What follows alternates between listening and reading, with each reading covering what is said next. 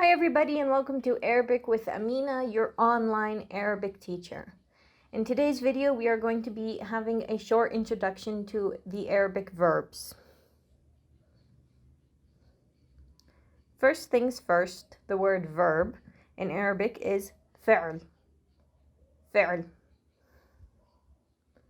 And the plural form, verbs, is أفعال. أفعال. So in today's video regarding the introduction to verbs or أفعال, we will be briefly talking about tenses, the effect of the verb, the healthy and unhealthy verb, the subject-verb agreement, and verb conjugation.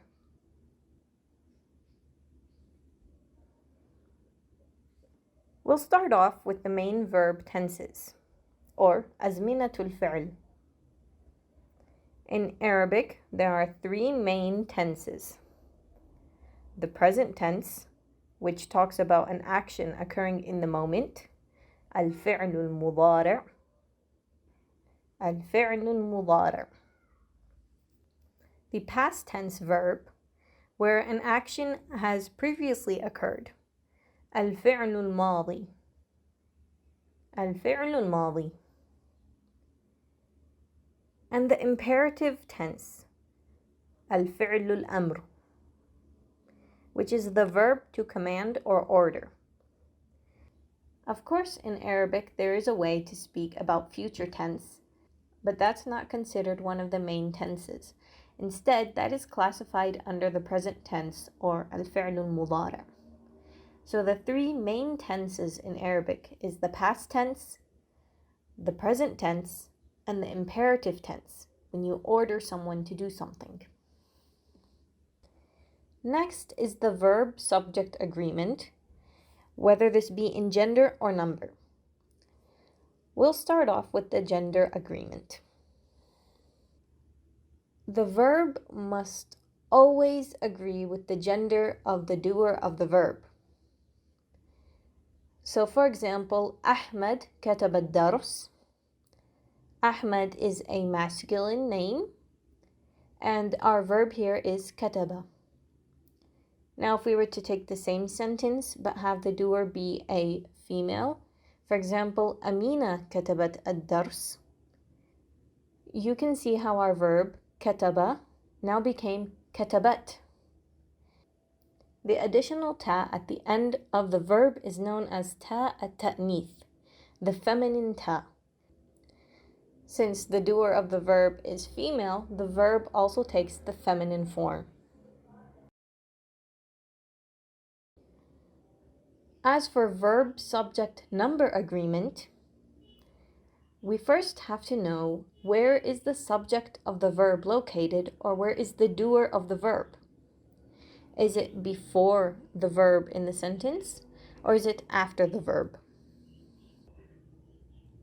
If the plural subject comes after the verb, then the verb will be singular and will agree with the subject or doer of the verb only in gender. For example, the students wrote the lesson. كتب الطلاب الدرس. Our verb here, wrote, is كتب, and it is in the beginning of the sentence. And the people who wrote, الطلاب, or the students, comes after the verb. Even though this is a plural subject, we're talking about more than one person. However, since the verb is before the subject, it only agrees in gender. طلاب would be considered a masculine word, so we'd have كتب in the masculine form, and we do not have كتب in the plural form. But what if the subject comes before the verb? Well, if the subject comes first, the verb must agree with the subject in both gender and number. So we're going to take the same sentence, the students wrote the lesson, but this time we are going to put the students in the beginning of the sentence and then put the verb after. So we have الطلاب كتبوا الدرس. Notice how the verb has changed. It is now in the plural form. كتبوا. It is no longer كتبا. This is because the subject came before the verb, making the verb have to match in both gender and number. Maybe you're not familiar with how the verb can become a plural verb. Well, this is a nice introduction into verb conjugation. In the previous slides, we had the verb كتب, which means he wrote. In the last slide, we had كتبوا, they wrote. And we could say I wrote by saying كتبت. You can see that the verb is obviously changing in form when the doer of a verb is different. So conjugation is when we add a pronoun, prefix, or suffix to the verb. The type of pronoun which is added depends on the tense of the verb, the gender of the doer, and the number of the doer as well. This means that the verb changes form depending on who is doing the action when the action is taking place. I have already covered this topic in length in a separate video on how to attach pronouns to verbs. You can check out that video by clicking on the link in the upper corner.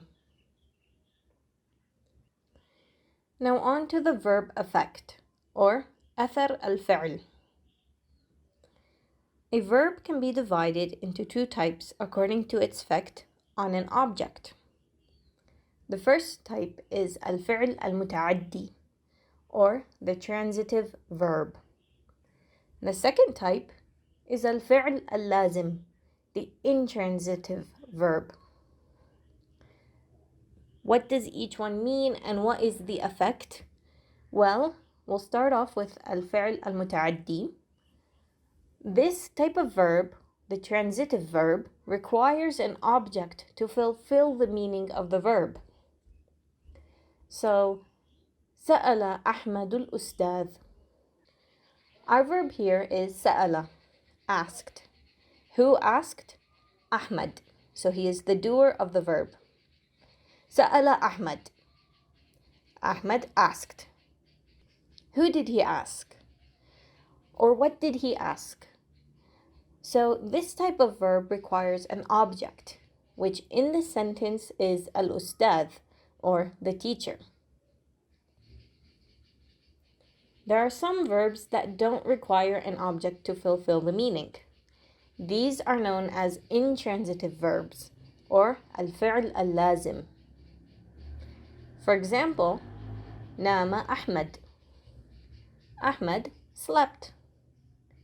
We have the verb slept, نام, and we have the doer of the verb Ahmad.